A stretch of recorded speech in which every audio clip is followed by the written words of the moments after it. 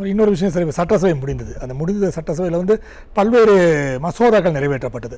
ஒரு மசோதா வந்து கோயில் இடங்களில் வந்து நாங்கள் கல்விக்கூடங்களை கட்டுவோம் அப்படின்னு சொல்லி மசோதா இருக்குது. அது பல்வேறு எதிர்ப்புகள், எடப்பாடியாரும் கூட பெரிய இதை பிரச்சனை ஏற்படுது, அதெல்லாம் பண்ணக்கூடாது, அவங்க கவர்மெண்ட்டோட வேலை கல்வித்துறையிலேருந்து நீங்கள் பண்ணுமே தவிர கோயில் பணத்தில் எடுத்தோ கோயில் இடத்துலையோ பண்ணக்கூடாதுன்ட்டு சொல்லப்பட்டாலும் அது மீறின் தீர்மானம் நிறைவேற்றப்பட்டிருக்குது. இது எப்படி பார்க்குறீங்க சார்? அதுதான் இது இவங்க என்னமோ நினச்சிருக்காங்க, சட்டசபையில் இவங்க நிறைவேற்றினா எல்லாம் அப்படியே லாவில் போய் உட்காந்துருவோம், அப்படிலாம் கிடையாது.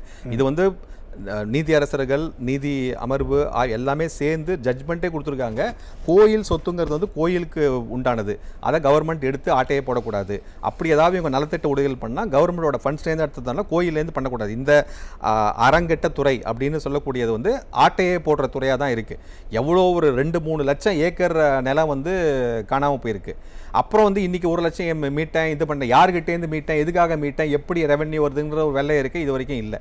இது இருக்க இப்போ இவங்க புதுசாக என்ன பண்ணுறாங்கன்னா, ஏதாவது ஒரு இப்போது நம்ம ஏற்கனவே தொடர்புபடுத்தி பார்த்தோம்னா வரக்கூடிய நிதியை ஒழுங்காக ஆளுமை பண்ண தெரியல, மடைமாற்றி இவங்க தேவையில்லாமல் ஒரு இடத்துல கொடுத்துட்றாங்க.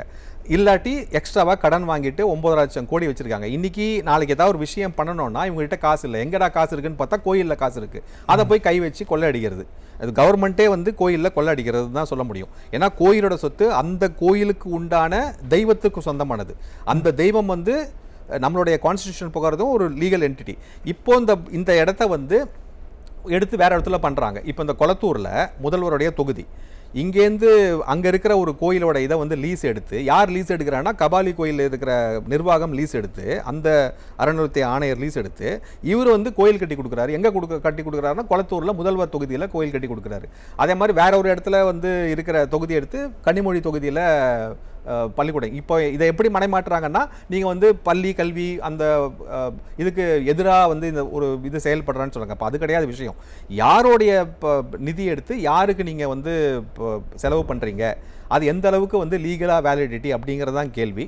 ஸோ அந்த விஷயத்தில் நீங்கள் பார்த்தீங்கன்னா கோயிலுடைய சொத்து கோயில் சம்பந்தப்பட்ட விஷயத்துக்கு தான் பயன்படணும்.